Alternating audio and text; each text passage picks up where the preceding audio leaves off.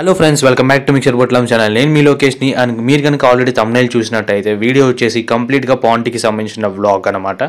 So మేము ఎన్ని days అక్కడ ఉన్నాము, ఎలా వెళ్ళాము, ఏమేం ప్లేసెస్ కవర్ చేసాము అండ్ ఎంత ఖర్చు అయింది అనేది మీకు కంప్లీట్గా తెలియాలంటే ఈ వీడియో ఎండ్ దాకా స్కిప్ చేయకుండా చూసేయండి. సో ముందుగా మన ఛానల్కి ఎవరైనా కొత్తగా వచ్చి ఉంటే వెంటనే ప్లీజ్ డూ సబ్స్క్రైబ్. ఈ రోజు డేట్ వచ్చేసి December 24th early morning 8:30 AM.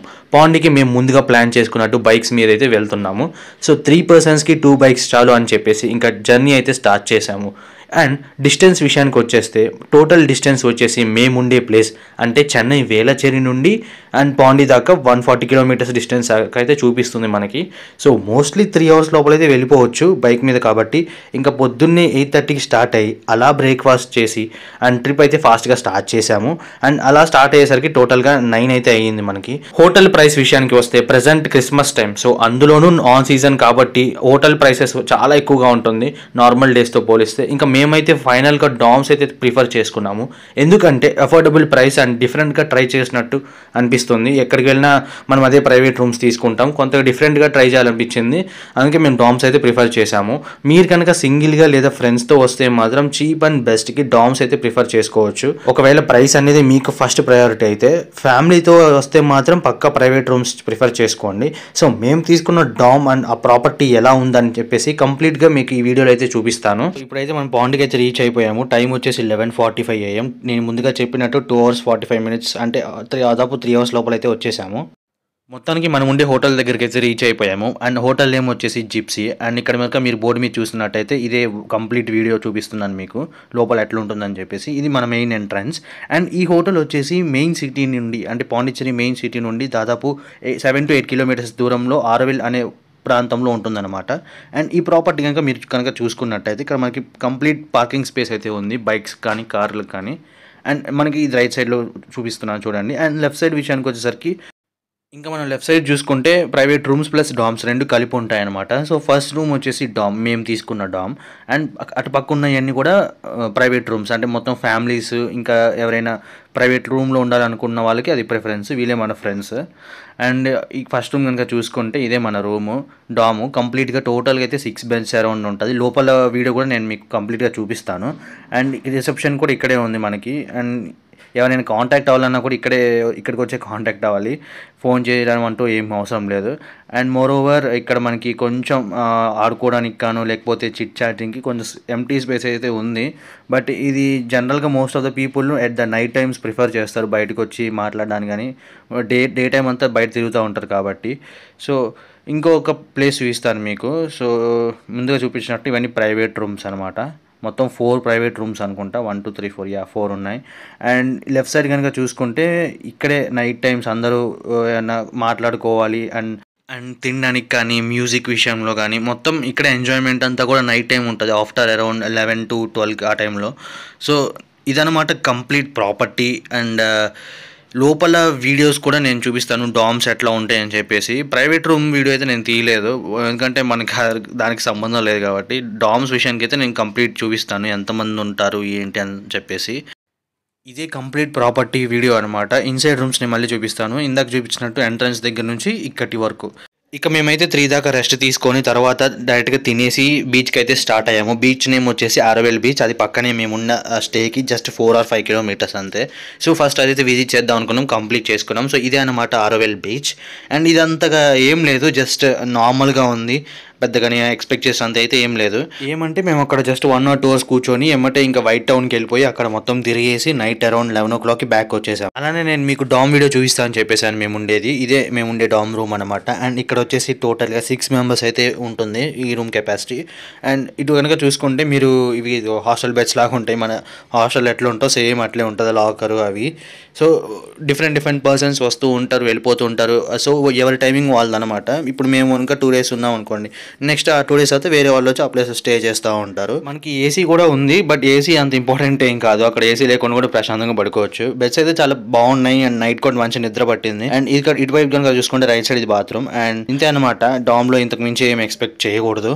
And food విషయానికి వస్తే వాళ్ళు మనం ఆర్డర్ చేస్తే తెచ్చిస్తారు ఏమన్నా, లైక్ టీ, కాఫీ, శాండ్విచ్ ఏదైనా సరే అవైలబుల్లో ఉన్న దాన్ని బట్టి. నెక్స్ట్ వచ్చేసరికి డే టూ విషయానికి వచ్చేసరికి మేము మంచిగా నీట్గా రెడీ అయ్యి మార్నింగ్ ఏదైనా కెఫే లాంటివి ట్రై చేద్దాం అనుకున్నాం, ఎందుకంటే ఇప్పుడు బిర్యానీ తిని బోర్ కొట్టింది కాబట్టి. కాబట్టి కొంచెం ఎక్స్పెన్సివ్ ఇది, బట్ ట్రై చేయడంలో తప్పు లేదు. కాబట్టి మేము కెఫే దేస్ ఆర్ట్స్ అని చెప్పేసి వైట్ టౌన్లో ఉంది ఇది. సో అక్కడ లైన్లో 1 అవర్ నిలబడితే కానీ మాకు స్లాట్ అనేది దొరకలేదు. సో అది కూడా first come first survey. So ఇదనమాట కెఫే దేస్ ఆర్ట్స్. ఇక్కడ కనుక చూసుకుంటే అంబియన్స్ చాలా అంటే చాలా బాగుంది, చాలా రిచ్గా కనిపిస్తుంది. బట్ తినడానికి కూడా అంతే అనిపిస్తుంది. ఇంకా ఐటమ్స్ అన్ని కూడా అదే రేంజ్లో ఉన్నాయి. సో ఇంకా ఏదో తినాలి కాబట్టి తినేసాము. అండ్ నేను ఆర్డర్ చేసుకున్నది చూపిస్తాను మీకు ఇప్పుడు. ఇది తినడానికి కూడా ఎక్కట్లేదు నాకు ఇంకా. సో ఏదో ఒకటి జ్యూస్ ఇంకేదో చెప్పేసి తాగేసి వచ్చేసాము అక్కడ నుండి. సో లంచ్ అయిపోయినట్టే ఇంకా మేము వైట్ టౌన్ మొత్తం తిరగడం స్టార్ట్ చేసాము. అండ్ ఫ్రెంచ్ కాలనీ కూడా కవర్ చేసేసి దాని తర్వాత ఇంకా రాక్ బీచ్కి స్టార్ట్ అయిపోయాము. ఇదే మన రాక్ బీచ్ వ్యూ అనమాట. అండ్ ఇక్కడ కనుక మీరు చూసుకుంటే ఇక్కడ వాటర్ అయితే చాలా అంటే చాలా క్లీన్గా ఉంది. అండ్ బీచ్ కూడా నాకు చాలా కొత్తగా కనపడింది. ఎందుకు కొత్తగా ఉంది అని మీరు అనుకోవచ్చు, బట్ నాకైతే ఇప్పటి వరకు చూసిన వాటిల్లో ద బెస్ట్ బీచ్ అని నా ఒపీనియన్.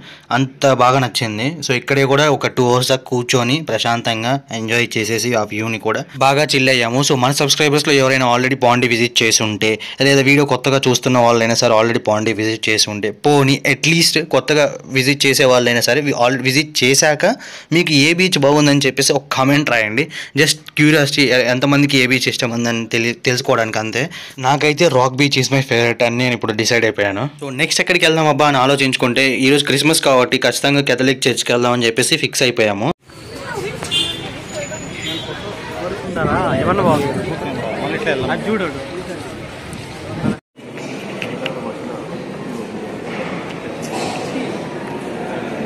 సో నెక్స్ట్ వచ్చేసరికి మేము క్లౌడ్ 96 అని చెప్పేసి పక్కనే ఉందన్నమాట, near by distance 1 kilometer. So ఇక్కడికైతే వచ్చేసాము మేము.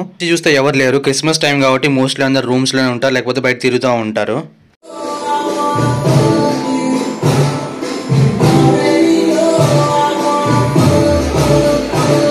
సో నెక్స్ట్ వచ్చేసరికి డే 3 రోజు సెరెనిటీ బీచ్ చూద్దామని చెప్పేసి డిసైడ్ అయ్యాము. ఎందుకంటే చాలామంది సజెస్ట్ చేశారు అక్కడ సన్సెట్ చాలా బాగుంటుందని చెప్పేసి. సో ఎర్లీ మార్నింగ్ 5 o'clock లేచేసి రెడీ అయ్యేసి డైరెక్ట్గా అలా వచ్చేసాము. చూస్తే చాలామంది ఉన్నారు, అంటే అందరూ కూడా సన్సెట్ కోసం అర్థమైపోయింది. అండ్ చాలామంది చెప్పినట్టు కూడా బీచ్ చాలా క్లీన్ అండ్ నీట్గా ఉంది.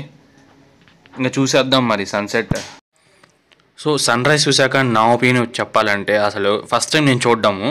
సో అలా 20 minutes తెలియకుండానే చాలా ఫాస్ట్గా అయిపోయింది. అంత ఫాస్ట్గా చూసినట్టు అనిపించింది సన్ రైజ్ అయితే. వితిన్ స్పాన్ ఆఫ్ సెకండ్స్లో అయిపోయింది అన్న ఫీలింగ్ వచ్చింది. తర్వాత టైం చూసుకుంటే 6:20కి వచ్చాము, 6:35 కల్లా సన్ రైజ్ అయితే అయిపోయింది. సో అలా సన్ రైజ్ అయిపోగానే ఇంకా బీచ్లో కొంతసేపు చిల్ అయ్యేసి ఇంకా హోటల్కి అయితే రిటర్న్ బ్యాక్ అయ్యాము మేము.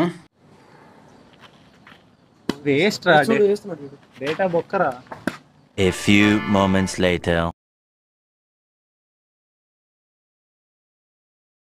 ఎందుకు మాస్టారు మాటిమాటికి అడుగుతారు?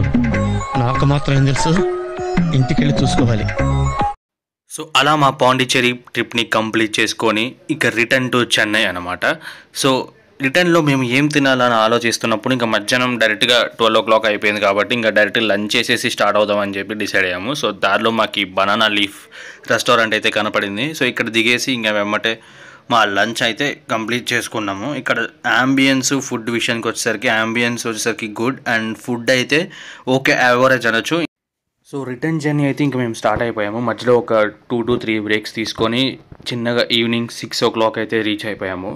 అండ్ ఇప్పుడు నేను కొన్ని డీటెయిల్స్ గురించి చెప్తాను. సో ఫస్ట్ డీటెయిల్ వచ్చేసరికి కాస్ట్. ఓవరాల్ కాస్ట్ వచ్చేసరికి మాకైతే రఫ్లీ 5 to 6K మధ్యలో అయింది విత్ ఫుడ్. అండ్ మీకు కనుక షాపింగ్ ఇవన్నీ ఎక్స్ట్రా థింగ్స్ ఉంటే ఖచ్చితంగా అరౌండ్ 8 to 10K అవ్వచ్చు, ఇంకా ఎక్కువ అవ్వచ్చు. బట్ వితౌట్ షాపింగ్ అయితే 5 to 6K మధ్యలో అయిపోయింది. సో ఈ కాస్ట్ వచ్చేసరికి టోటల్గా 2 daysకి, ఎందుకంటే మేము స్టే చేసింది 2 days కాబట్టి. సో 2 daysలో మేము విజిట్ చేసిన ప్లేసెస్ అన్నీ కూడా నేను వీడియోలో చెప్పేశాను. ఇంకేదైనా మిస్ అయింది ఉందా అంటే చాలానే ఉన్నాయి, బట్ అన్నీ కూడా మేము కవర్ చేసింది యూనిక్ ప్లేసెస్. మేము ఫీల్ అయింది ఏంటంటే మేము మిస్ అయింది 2 places. ఒకటి వచ్చేసరికి ప్యారడైజ్ బీచ్, దానికి టైం అయితే లేదు మాకు, ఎందుకంటే అక్కడికి చాలా లాంగ్ డిస్టెన్స్ ఉంది, యాజ్ వెల్ యాజ్ అక్కడ బోట్ మారాలి. సో అదంతా time taking process. So 1 day extra ఉంటే అవ్వచ్చేమో మేబీ. అండ్ ఇంకోటి వచ్చేసరికి ఫారెస్ట్. ఈ ఫారెస్ట్ది మేము విజిట్ చేయలేకపోయాము, రిటర్న్ దారిలోనే ఉంది, ఎందుకంటే ఓపిక లేక విజిట్ చేయలేదు. బట్ ఈ రెండైతే మీరు కంపల్సరీగా విజిట్ చేయండి మీకు టైం కుదిరితే, ఒకవేళ ఎక్స్ట్రా డేస్ ఉంటే. ఇప్పుడు మీకు వీడియోలో కనిపిస్తున్న బీచ్ వచ్చేసరికి బ్లూ ఫ్లాగ్ బీచ్. చాలా నీట్ అండ్ క్లీన్గా ఉంటుంది, అక్కడ షిప్ వెళ్తుంది కదా అది. సో ఇదనమాట total Pondicherry trip vlog. And మీకు కనుక వీడియో నచ్చితే ఖచ్చితంగా లైక్ చేయండి. అండ్ మీ ఫ్రెండ్స్లో ఖచ్చితంగా చాలా మంది పాండిచ్చేరి వెళ్ళాలనుకుని ఉంటారు. సో వాళ్ళకి ఈ వీడియో అయితే షేర్ చేయండి, ఎంతో కొంత యూస్ఫుల్ అవుతుందని అనుకున్నాను. So thank you for watching.